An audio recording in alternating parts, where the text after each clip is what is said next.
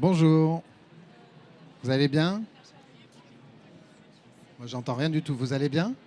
Ah, voilà. Ah, c'est la fin de la journée, toute la journée à l'Accor Arena et tout. Ça fait beaucoup de contenu. Bonjour à tous. Bonjour à tous, bienvenue sur la bulle French Touch pour ce dernier créneau tous ensemble. Donc, la French Touch, qu'est-ce que c'est déjà? Je pense que vous avez suivi juste avant, mais donc tous les secteurs autour de la création et de la culture se sont enchaînés toute la journée des représentants de nos équipes BPI France pour vous présenter toute la boîte à outils au service de vos entreprises, de nos secteurs. Ainsi que des duos ou des entrepreneurs particulièrement inspirants de nos secteurs sur les différentes thématiques qui sont transverses à tout ça, donc autour du digital, de l'impact, etc., etc. Et donc on est ravis d'accueillir Pierre Nicolas, cofondateur et CEO de Ariani. Je vais laisser Pierre Nicolas vous en dire plus. On a une vingtaine de minutes de présentation, voilà, et après, si vous avez des questions, on sera ravis de pouvoir, enfin, en tout cas, Pierre Nicolas sera ravi de pouvoir y répondre. Merci beaucoup. Merci beaucoup. Bonsoir.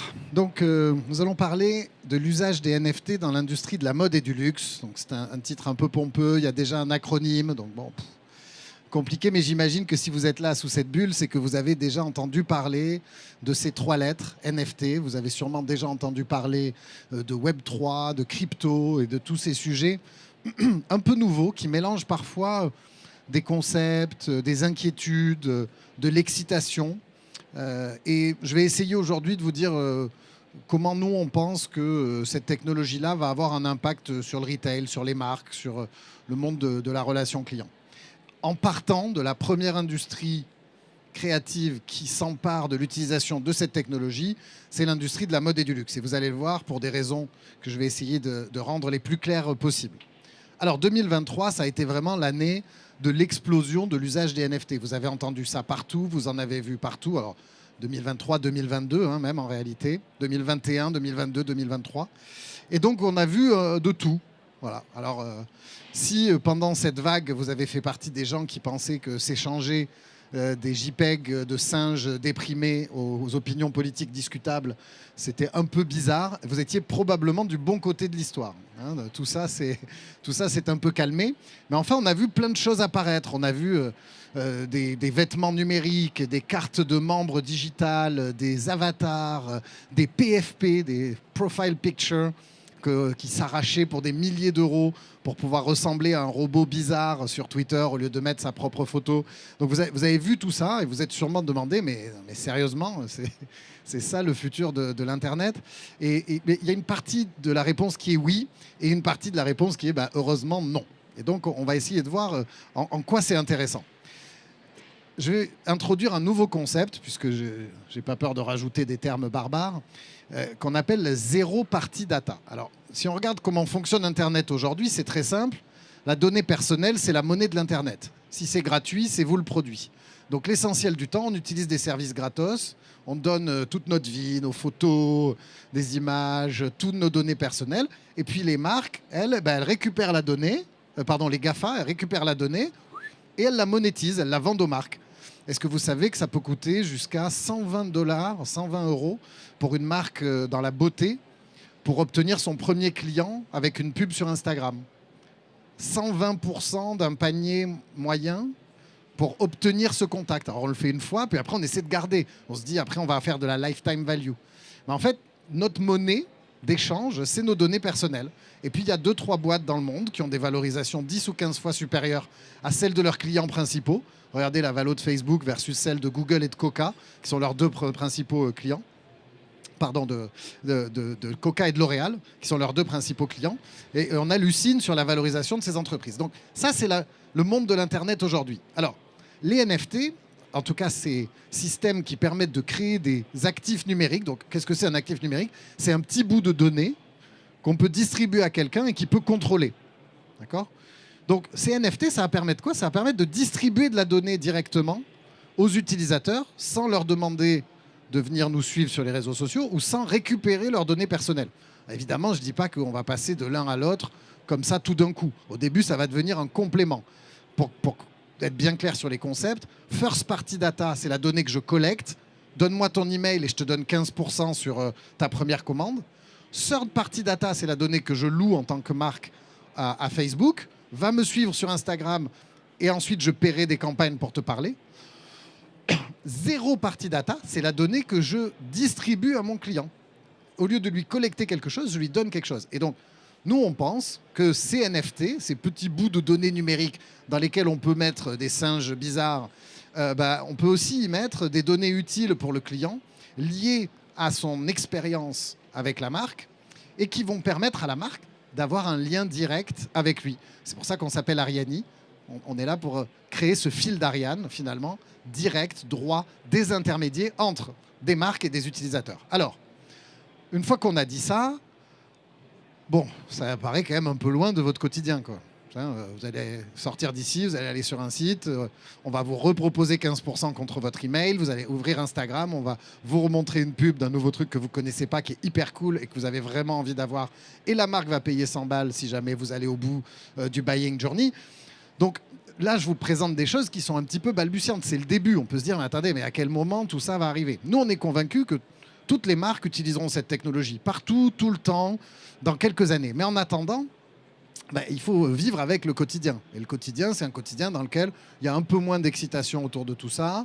Et donc, nous, notre métier, dans cette ambition de créer ce fil d'Ariane, c'est de se dire, où est-ce qu'on peut régler des vrais problèmes tout de suite? Où est-ce qu'il y a des cas d'usage où on peut utiliser cette techno et c'est pertinent? Et donc, j'en reviens à l'industrie de la mode et du luxe, parce que c'est là qu'on pense qu'il y a quelque chose à faire immédiatement. Comment on fait ça? On va essayer d'intégrer et d'utiliser ce moyen de distribuer des données, d'accord, pour générer du retour sur investissement et de l'impact sur les activités des marques. Et il y a 3 problèmes aujourd'hui. Le problème, c'est que ça coûte trop cher de donner tout cet argent aux GAFA pour parler à des gens qu'en plus peut-être on connaît, parce qu'ils sont déjà venus dans la boutique, ils aiment bien la marque, ils ont vu la pub, voire peut-être ils ont acheté un produit en seconde main alors que je ne les connais pas, moi. La circularité, qui est un enjeu pour les marques. Comment je fais pour aider mon client à ce que le produit soit plus réparable, plus revendable, plus facilement recyclable? Comment je peux accompagner? En quoi la techno peut m'aider à faire ça? Et puis, le besoin d'engagement. Tout est aujourd'hui... On suit 150 000 marques, les gens ont 17 programmes de fidélité, ils n'en utilisent pas, etc. Donc, nous, on va se dire, OK, en attendant que tout ça soit normal, qu'on contrôle tous notre data et que ce soit simple à utiliser, nous, on va se focaliser sur ces 3 KPI. Comment on permet à des marques d'avoir de l'action immédiate sur ces 3 enjeux business? Et pour ça, on a un cas d'usage qu'on appelle le passeport numérique. C'est-à-dire qu'on va permettre d'abord à des marques qui vendent des objets durables, réparables, revendables, d'associer un passeport digital à cet objet, de le distribuer au client quand celui-ci termine son achat et de lui proposer des services autour de ce nouvel élément technologique. Donc ici, je vais voir si j'arrive à... Les premiers à avoir fait ça, avec nous, c'est Breitling. Donc là, depuis 3 ans, toutes les Breitling vendues dans le monde viennent avec un passeport digital. Et donc, l'utilisateur scanne un QR code, on lui génère ce qu'on appelle un wallet, c'est-à-dire un coffre-fort numérique dans son compte client, hyper facile.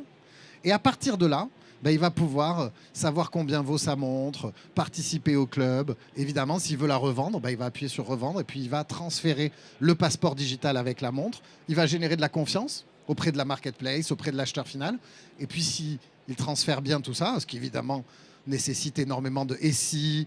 On va voir tout à l'heure les questions, mais normalement, on doit me dire mais quel est le lien avec le produit physique? Alors là, il n'y en a pas.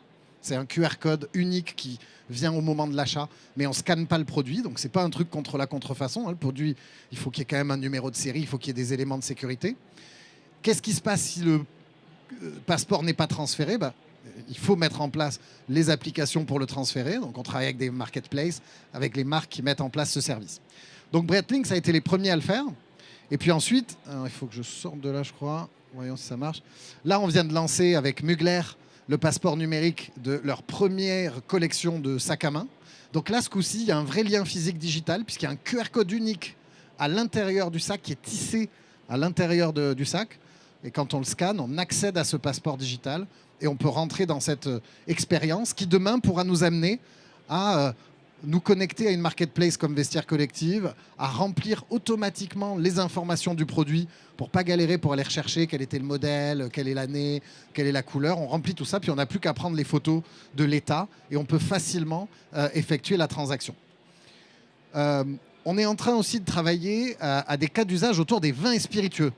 Dans les vins et spiritueux, on est en train de demander aux marques et aux producteurs de donner de l'information nutritionnelle sur les produits. Donc, il va falloir qu'il y ait un QR code partout. Donc, on va proposer derrière ce QR code à la fois les informations nutritionnelles, mais aussi du contenu engageant. Et on va pouvoir collecter dans une sorte de cave virtuelle, on va pouvoir récupérer le passeport de cette cuvée qu'on vient de boire dans d'abord une application qui est peut-être un peu basique, mais qui demain sera une cave virtuelle dans laquelle on peut collectionner les choses qu'on achète et qu'on boit et recevoir peut-être de l'information de la part du vigneron sur le bon moment de le boire ou le bon pairing pour le déguster. Donc, finalement, l'idée, c'est de transformer les produits en plateforme d'engagement pour connecter la marque avec l'utilisateur d'une nouvelle manière. Ça, c'est un slide qui vient d'une étude qu'on a fait avec le BCG qui montre que de plus en plus, on va avoir des incontournables qui vont être demandés par le régulateur. L'Union européenne va demander à ce que pour chaque produit, il y ait accès tout au long de la vie du produit à une information qualifiée sur sa provenance, sur sa composition et qui permette à l'utilisateur de facilement pouvoir le revendre ou le recycler. Une fois qu'on a fait ça, avec les technologies qu'on propose, on va pouvoir rajouter sur cette information obligatoire un certificat de propriété, un historique du produit pour se rappeler si la garantie est terminée, si on l'a réparé, etc. Tout ça, ça va devenir un nouvel élément du marketing de demain. J'aurai des données clients qui sont dans les mains du client. C'est cette zéro party data. Donc, je vais les mixer avec les données que je maîtrise. Je vais segmenter comme ça. Je vais mieux comprendre mes clients. Et peut-être un jour, j'aurai un sweatshirt dans la vie réelle et puis je pourrai le mettre sur mon avatar dans un jeu. Bon, là, on n'y est pas encore, mais c'est tout à fait possible qu'on aille vers aussi ce type d'économie un petit peu plus virtuelle. Et tout ça peut venir du même QR code et du même passeport digital qui embarque à la fois de l'information et de la valeur. Donc, la traçabilité du produit, elle est maintenant en train d'être mise en place par les marques, qui récupèrent de l'info, qui l'organisent. D'abord parce que le régulateur les pousse. Dans le passeport digital, on va pouvoir partager cette info. Donc, on va pouvoir parler des certifications, des matériaux, du gaz carbonique, du CO2 qui est offseté. Donc, on peut être transparent. Ensuite, on va pouvoir être engagé différemment de manière contextuelle. On va pouvoir, si on le souhaite, recevoir des communications spécifiques sur ce produit de la marque. C'est le moment de réparer, il y a une opportunité de revendre, on invite les possesseurs de cet objet à tel ou tel événement. On va pouvoir aller vers plus de réparabilité, demander une réparation, suivre le process de cette réparation, inscrire cette réparation dans le passeport de sorte qu'on puisse de manière transparente, le jour où on la revend, ou il faut encore le réparer, pouvoir le montrer. Et puis finalement, si fin de vie il y a, on pourra déclencher une deuxième vie avec des possibilités de revente en un clic et éventuellement recycler certains produits, pareil en étant transparent et en pouvant montrer comment le produit a été fait. Donc tout ça, ça se passe où ? Ça se passe dans une nouvelle génération de comptes clients. Des comptes clients qui ont les propriétés de cet Internet de la valeur, donc qui vont devenir finalement un hub de service contextualisé par rapport à ce qu'on possède chez la marque, autour du produit et de la relation, plutôt qu'autour de la transaction. Souvent, dans ces marques de produits premium, l'acheteur, ce n'est pas le propriétaire. On a acheté pour faire un cadeau. Ou bien on possède quelque chose en seconde main, on ne l'a pas acheté auprès de la marque. Ou bien on l'a acheté dans le wholesale, donc dans un réseau de distribution, on ne l'a pas acheté dans la boutique de la marque. Et donc, on va créer des comptes clients, donc comme ici chez Moncler, qui vont, à l'intérieur même de l'expérience de la marque, embarquer cette technologie de passeports digitaux. Et donc, ça va permettre finalement de faciliter, je dirais, l'adoption, parce que si on demandait aux gens, oui, il est où votre passeport digital, il est où votre wallet, personne n'y comprend rien, personne n'a de wallet, c'est trop compliqué. Tout ça, ça a été fait pour la finance et pour des cas autour de la crypto. Donc là, on va mettre à l'intérieur même des comptes clients toutes les capacités de l'Internet de la valeur. Ce qui fait que ce premier utilisateur, il va récupérer son passeport digital facilement, mais ensuite, il a construit, finalement, la marque a construit une offre qui est complètement ouverte sur le monde. Demain, je peux transférer vers n'importe quelle adresse, et ces adresses, elles seront hébergées demain dans des applis de dressing virtuel, de cave virtuelle, etc., qui se généraliseront. Et donc, l'avantage pour la marque, c'est de proposer finalement des nouvelles interfaces. On le voit ici aussi avec le cas de Panerai qui vient d'être lancé. Des nouvelles interfaces, finalement, enrichies à l'intérieur de leur environnement avec énormément de valeur ajoutée. Donc, je sais que le temps passe un peu vite, donc je vais essayer d'avancer. Ça, on ne verra pas. Donc finalement, ça, c'est ces nouveaux comptes clients hein, dans lesquels certains clients auront aussi le choix de venir se connecter directement avec un wallet dont ils disposent. Donc peut-être que demain, quand je me connecte chez Breitling, j'utilise le compte personnel dans lequel j'ai ma propriété. Évidemment, tout ça, c'est balbutiant, je vous le redis, mais voir des marques déjà proposer de l'innovation à ce stade-là, en production partout dans le monde, parce que ça, pour Breitling, c'est disponible dans tous les réseaux de distribution, dans tous les pays. Donc voilà finalement, aujourd'hui tout ça, ça marche de plus en plus. Alors dans la montre, c'est en train de devenir un standard. Aujourd'hui, on travaille avec 11 des 50 top marques d'horlogerie. Pour tous leurs produits, il y a un passeport digital qui est en fait un NFT qui est distribué dans un compte client dans lequel il y a un wallet. Donc tout ça, c'est en train de démarrer. Il y a évidemment d'autres cas d'usage qui ne sont pas nécessairement liés à des objets chers. On a beaucoup parlé de programmes de fidélité innovants. Les programmes de fidélité, c'est très dysfonctionnel aujourd'hui. Les gens en ont beaucoup, ils s'en servent pas bien. C'est pas très interopérable. Donc on peut imaginer que cette technologie va servir à ça aussi, comme par exemple avec une carte de membre digitale, comme ce qu'on a fait avec le château Pape Clément, qui est un NFT qui donne droit à des accès, à des avantages, ou bien avec IWC, qui propose pour ses utilisateurs les plus engagés, au lieu de recevoir une carte une carte physique, de recevoir une carte digitale. Tout ça, c'est un peu balbutiant, c'est le début, mais on voit bien qu'au fur et à mesure où on aura plus de possibilités plus simples dans nos téléphones d'utiliser cette technologie-là, on va voir ces cas d'usage se déployer. On a aussi travaillé avec Yves Saint Laurent Beauté, la même chose. On distribue des sortes de cartes numériques qui sont des souvenirs digitaux de liens avec la marque et qui permettent d'accéder à de l'engagement et à de la relation client. Donc vous voyez que ça donne un éventail de possibilités dont le cœur réside vraiment dans ce cas d'usage du passeport digital du produit de valeur. Lacoste, c'est aussi hyper intéressant. Ils ont carrément construit une collection avec leur communauté et ensuite ils ont livré à chacun des membres de la communauté les produits qu'ils avaient co-construits avec eux et chaque produit évidemment vient avec un passeport digital. Donc j'arrive, je crois, au bout de tout ça. Finalement, ce que j'essaie de vous dire là, c'est que c'est un peu le futur, mais pas complètement. C'est-à-dire que oui, c'est le futur, mais ça a déjà commencé. On a déjà créé plus d'1,5 million de passeports digitaux avec la technologie Ariani. L'année prochaine, ça sera 10 millions. Il y a plus de 50 marques qui travaillent avec nous. Et aujourd'hui, toutes les marques de luxe ont bien compris que cette dépendance aux GAFA et aux grandes plateformes n'était pas possible, que le régulateur allait pousser à ce que les gens reprennent en main leurs data, que les gens en ont marre de toute façon de mettre des données personnelles partout pour rien. Et donc les possibilités données par cette technologie, qui vont donc bien plus loin, vous l'avez j'espère compris aujourd'hui, que de collectionner des singes débiles, vont permettre finalement de transformer le marketing digital, la relation client et donc en profondeur le business des marques. Voilà, merci beaucoup. Je crois que c'est bon pour des questions. Ouais. Alors, est-ce qu'il y a des questions? Peut-être pas de questions. Tenez. Je vous donne un... Ah non, tenez là. Ah, il y a une jeune fille. Bonjour. Bonjour. Moi, c'est Samuel Kamga. En fait, j'aimerais savoir comment est-ce qu'on peut utiliser cette technologie dans le monde de la logistique. Est-ce que vous pouvez me prendre un cas d'usage avec le secteur de la logistique? Alors, il y a des super startups qui font ça très bien dans le monde de la logistique. Il y en a une qui s'appelle Honest, qui gère finalement la responsabilité de chacun des acteurs de la chaîne logistique avec des NFT. Donc, nous on ne le fait pas. Nous, on est vraiment B2B2C, c'est-à-dire on a une techno qui est faite pour que des marques l'utilisent avec leurs clients finaux. On n'est pas du tout construit, nous, pour un environnement B2B. Cependant, le cœur de notre technologie, c'est un protocole open source. Vous pouvez aller voir sur ariani.org. Il y a toute la documentation. Donc, si vous avez des développeurs et que vous avez envie de l'utiliser pour des cas d'usage logistique, vous pouvez. Mais sinon, je vous conseille de vous renseigner sur Honest, qui est aussi une boîte soutenue par la BPI et qui applique ces cas d'usage à la supply chain. Ok, merci. Comment réagissent les GAFA face à une technologie pareille? Pour l'instant, on peut dire que c'est pas les first movers parce qu'ils voient bien que c'est pas génial pour eux. On peut même aller jusqu'à dire que le comportement du régulateur américain sur le sujet de la crypto est assez protectionniste envers les GAFA.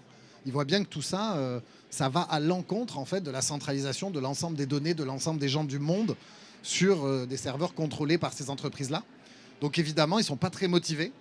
Ce qu'on peut espérer, c'est que ce soit un mouvement qui dépasse largement cette centralisation et cette volonté d'hégémonie. Les monopoles, ça dure qu'un temps. Aujourd'hui, il y a des dizaines de milliers de développeurs partout dans le monde qui travaillent pour faire quelque chose de ces possibilités-là. Nous, on pense que les marques ont une opportunité incroyable de se libérer. C'est la première fois dans l'histoire d'Internet qu'il y a une techno qui ne va pas les enfermer dans quelque chose, qui va leur coûter des sous après et qui va les coincer dans une relation de dépendance. Donc je pense qu'il y a certaines marques qui le comprennent bien et que ça plaise aux GAFA ou non, peut-être qu'un jour, le pouvoir des gens, de leur capacité à voter avec leur portefeuille et des marques peut peut-être changer un peu les choses. On n'a pas beaucoup de clients américains, mais pour une raison simple, c'est qu'on se focalise vraiment sur ces cas d'usage d'objets durables. Les US, c'est vraiment un marché de distribution. Il n'y a pas beaucoup de marques.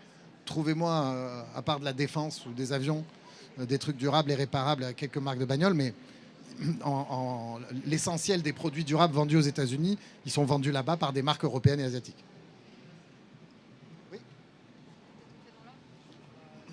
Oui, moi je reviens sur l'idée d'aller sur le compte client. Ouais. Moi, ça me saoule d'avoir un compte client par marque. Enfin, je me mets à la place du client. Si j'achète des montres, j'achète pas que des Breitling. Et l'idée, est-ce que c'est la step d'après, c'est pas d'avoir le portefeuille chez nous avec toutes les marques qui ont Bien sûr, nous on propose ça évidemment. un dressing virtuel finalement avec les NFT. Évidemment, alors c'est ça qui est génial, c'est que cette techno elle permet ça. Et nous on le propose. Et d'ailleurs peut-être qu'on a été un peu trop avant-gardiste sur le sujet parce qu'on a commencé par proposer un portefeuille multimarque. Sauf que vous imaginez bien, quand vous sortez de chez Breitling ou chez Chanel, on ne vous demande pas de récupérer votre portefeuille Ariani ou je sais pas quoi. Donc, non mais évidemment. Donc, en fait, l'important, c'est de se dire tout ça, on peut le bouger là où on veut. Quand il y aura une app qui marchera, qui sera pertinente, on pourra amener tout ça là. Et moi aussi, ça me saoule d'avoir un compte client par marque. Et je ne sais pas s'il y a un autre chemin aujourd'hui, parce que nous, on ne peut pas être B2B et B2C en même temps. À chaque fois que nous, on essaie de faire des applis pour les consommateurs finaux, au lieu de nous concentrer sur les outils pour les marques, on fait des trucs moyens. Donc, on essaie de se concentrer sur leur donner les outils. Il y en a certains qui sont très ouverts et qui disent à leurs clients dès le démarrage, mettez ça dans le wallet que vous voulez. Et évidemment, 99% des gens qui disent ça ne comprennent même pas la phrase. Donc, il y a un peu de temps avant qu'on arrive là. Mais oui, évidemment, le but, c'est ça. Moi, j'avais plutôt une question finalement sur quand les marques vous approchent par rapport à toutes les fonctionnalités que vous proposez avec la crypto-chaîne. Qu'est-ce qui les intéresse en priorité? Tout à l'heure, vous avez vaguement évoqué la contrefaçon, mais quelque part, ça permet aussi d'avoir des certificats d'authenticité. C'était pas ça, à la base, finalement, la première préoccupation des marques de luxe en travaillant avec la crypto? Non, là, on est vraiment sur peut-être un peu une idée reçue, je pense. Hein. La contrefaçon, c'est un problème physique. D'abord, il y a deux types de contrefaçon. Il y a la contrefaçon souhaitée, voulue par les gens. Quand vous achetez un sac Vuitton par terre sur Canal Street à New York, vous savez très bien qu'il est faux. Et les gens, ces gens-là, vous voulez avec des passeports numériques, ça ne va rien leur changer du tout. Personne, un objet et le passeport numérique qui est lié à cet objet, je peux plus faire confiance. Si l'élément d'autorisation physique, je pourrais, qui sont des objets complexes, se démonter. Donc, est-ce que dans un monde où 100% des produits neufs ont un passeport de contrefaçon? Oui. Quand je vais sur une plateforme de seconde main, oui. Pour les contrefacteurs à essayer de truander les gens honnêtes. De ce type de technologie à l'échelle. Dire qu'il y a un bénéfice, c'est correct, parce que, encore une fois, une vérification physique, ça que donc c'est le lien. Ce qui les intéresse, c'est d'être en contact avec leurs propriétaires, plutôt que c'est de connaître qu'ils possèdent des objets de seconde main qu'ils ne les connaissent pas. Ce qui les intéresse, et pareil, et bien que et dans l'année en 2023 où ils se battent, donc si vous voulez, on n'a pas un standard qui explose toute la journée. Nous, on va voir les marques, on les convainc, on les appelle, etc. C'est vrai. Et on est dans quelque chose de nouveau. Et donc, CFD, c'est vraiment pour des enjeux de marketing digital et de ces customer-centric, finalement, le NFT. C'est très customer-centric, c'est très lié à cette notion de propriété. Je veux être avec mes propriétaires et puis je veux des services. je veux leur donner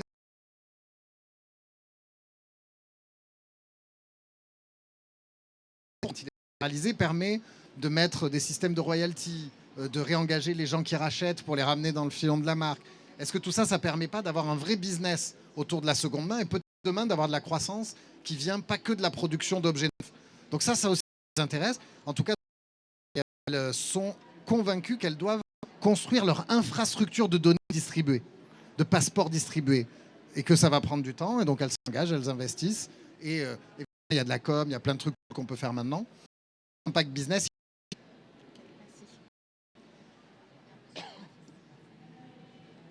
Bonsoir, merci pour la présentation. Bonsoir. Au niveau d'adoption de, si on peut parler de là, est-ce qu'il y a des projections qui se font, vous, les sociétés, parce que peut-être on sait les quantifier. Alors projection, le truc qui est, c'est Banque mondiale et BCG qui regardent les utilisateurs et qui courbent corrélés. Et au moment du crash, de la bulle de l'Internet, et entre 2028 et 2031. Voilà. Projection, ça voudrait dire que cette corrélation, ce qui n'est jamais arrivé, parce que depuis Internet, toutes les autres technologies ont accéléré. Cette ensuite à 1 milliard. Voilà, nous, avec ce système compte client, que l'année utilisateur de plus. Et les marques